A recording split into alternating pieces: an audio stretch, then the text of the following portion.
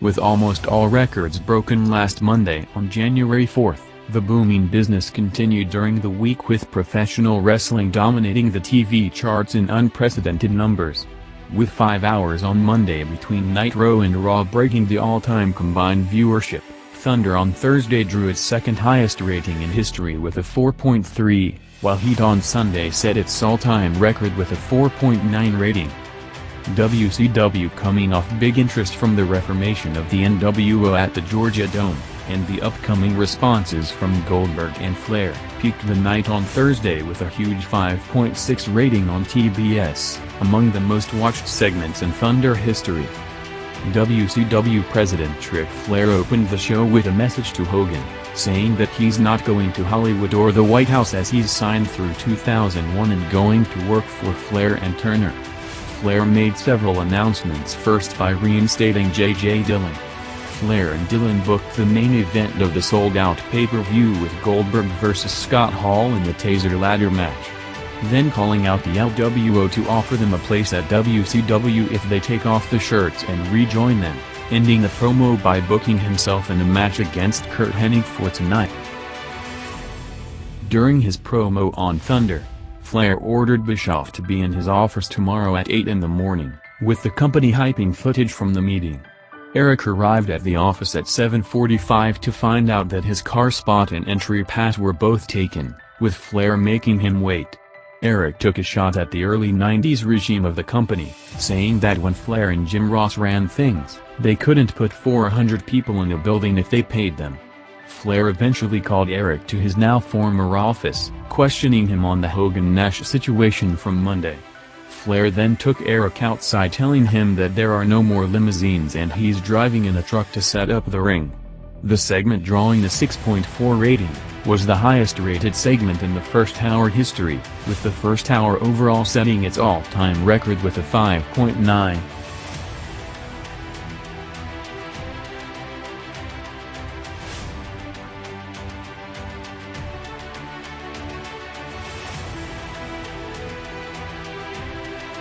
"4 minutes from the top of the hour, the Wolfpac limousine arrived, with them walking to the ring flanked by the Hells Angels in an impressive entrance. With Hogan promising an nWo backup group coming as a response to members of NFL's Atlanta Falcons jumping to the ring to join Goldberg post-Nitro in Atlanta. Hogan responded to Flair saying that he's under contract and going to be president and world champion at the same time. With Nash and Steiner hyping their matches tonight with Giant and Page, on what is set to be Giant's last show in the company.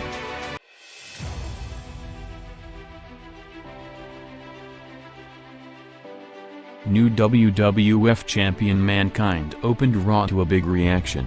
Foley said that this is what he worked for his entire career, thanking Jim Ross for believing in him when almost nobody else did.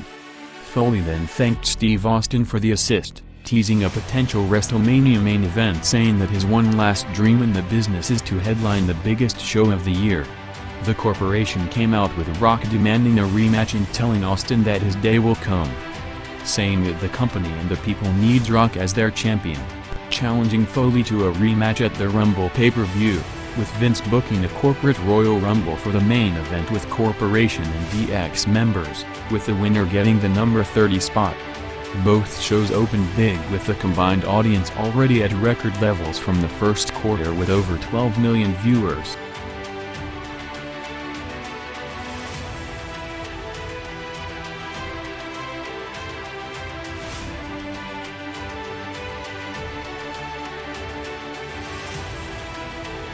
Rey Mysterio, who was the only one not to take his LWO shirt out of loyalty to Eddie Guerrero, was confronted by Lex Luger, coming less than 2 weeks after Eddie was involved in a major car accident.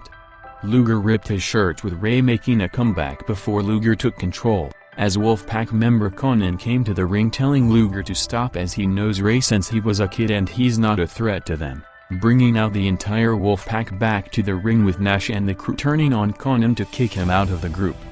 Giant came out hyping the match, with Nash built to cement the best big man in the industry, coming after Hogan blamed him for Flair beating Eric.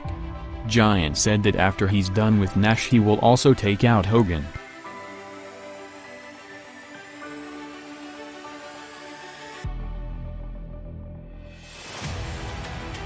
after several attempts by Rock to get Foley to agree to the title shot. Offering a no-DQ match with the corporation banned from ringside, Foley eventually agreed, but with an I quit stipulation, with no DQ, no corporation and no stoppage for blood loss, setting up the rematch and hyping the match to be one of the most violent matches in company history, with Vince also booking Foley vs. Kane for the belt for later in the show.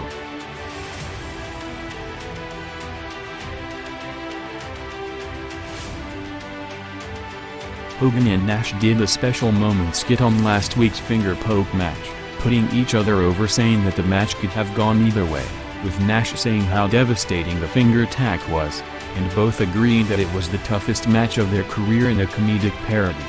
As that was happening on TNT, and with the rivalry intensified after last week's title win, spoiler, including Russo among other stuff members sarcastically thanking certain individuals down south on the company's website while posting the all-time record rating Raw set last week. Michael Cole and King hype the debut of a man called Gillberg coming up next, showing police members standing behind the door with the name Gillberg written on it just before going to commercial, leaving viewers thinking that surely it's not what they think it is. As the door opened, it was all that and more, as with all subtlety thrown out the window. Dwayne Gill came out doing a comical spoof of Bill Goldberg, imitating his mannerisms with the Job Squad holding sparklers for his entrance, combined with piped and chants and Michael Cole being fed lines talking about how he can't see people chanting.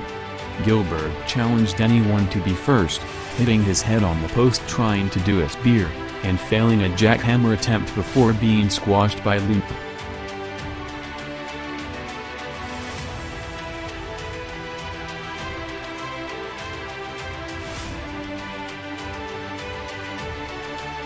WCW gained over 1.2 million viewers to a show peak 5.5 rating for Scott Steiner vs. Dallas Page, going 10 minutes for the TV title. Also hyped was a special sit-down interview with Goldberg responding to everything that happened since Starrcade, with clips from the interview airing throughout the show. Goldberg said that he made a mistake thinking his match with Nash was going to be one-on-one, saying that Nash knew the moment he entered the ring that he can't beat him, saying that Luger made the biggest mistake of his career and from now the question is not who's next, because after he's finished with him there would be nobody left, starting with Scott Hall Sunday at Sold Out. WCW showed the follow-up on Eric Bischoff's day, showing him at the arena in Knoxville setting up the ring, taking orders from longtime head of the ring crew Klondike Bill and some good exchanges.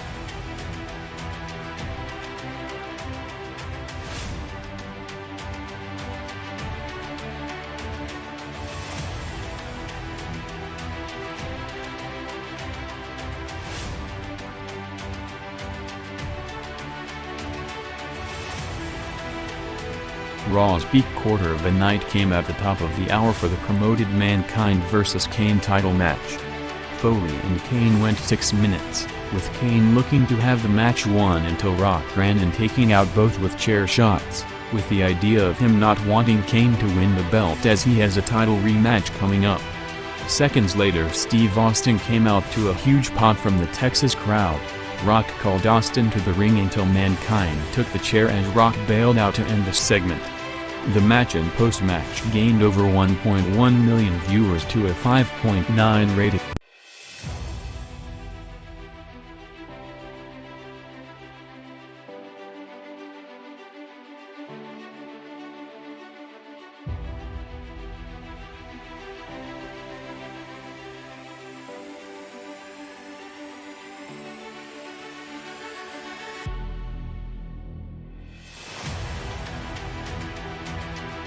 Next on Nitro was Scott Hall vs. Bigelow, going against Triple H vs. Edge on Raw. Hall hyped the Goldberg main event Sunday before beating Bigelow with the taser after Disco's interference. After that WCW took 3 commercial breaks in a short period, which hurt the number for the next quarter, featuring the entrances and first minute of the Ric Flair vs. Kurt Hennig match. After weeks of build-up with the mention of a mysterious heel, the Acolytes brought out Dennis Knight as the lights went out, bringing out Undertaker, making his return to Raw for the first time since December 7th. as a message from Taker was heard with him saying that the Ministry of Darkness is coming to take over. Taker then stood over Dennis Knight and began a cult-like ritual, speaking in tongues before cutting his own wrist and pouring the blood into a glass for Knight to drink, ending up with him carving up the symbol on Knight's chest with a knife, in one of the darkest segments ever on wrestling television. With wrestling more edgy and more popular than ever before, bringing its content to a mainstream spotlight in regards to children, the segment ended up being heavily edited in numerous versions of the Raw broadcast around the world due to its graphic content. On the original live broadcast on USA Network, the segment bumped draw over 900,000 viewers to a 5.8 rating.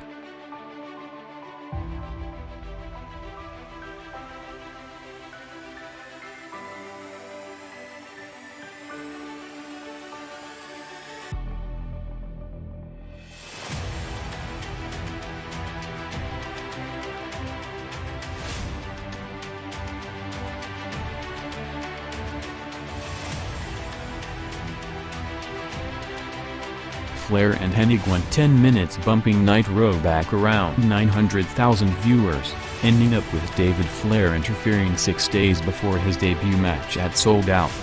Nash and Giant made their entrances 2 minutes before 11 p.m., in a match hyped to find out who the true giant of the nWo and the industry in general. With the situation as it is, there was only one outcome, as Paul Wight has already agreed terms with the WWF, with the official signing set for February 9th, the day his current contract expires with the company. The match went 6 minutes with Nash going over.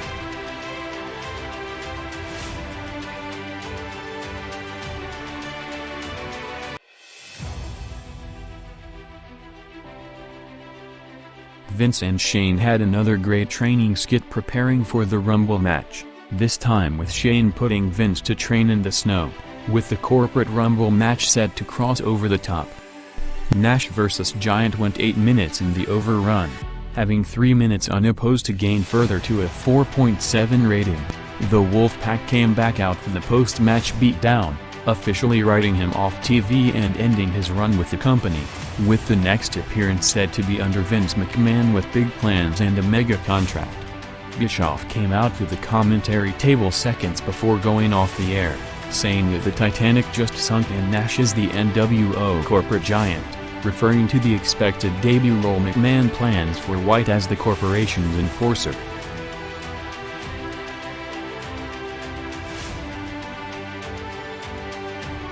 Vince and Chyna ended up being surprise entrants to the Rumble match, with Chyna going over as Austin came out to distract Vince, with him taking a great bump over the top, beating the Knight with a 6.1 rating.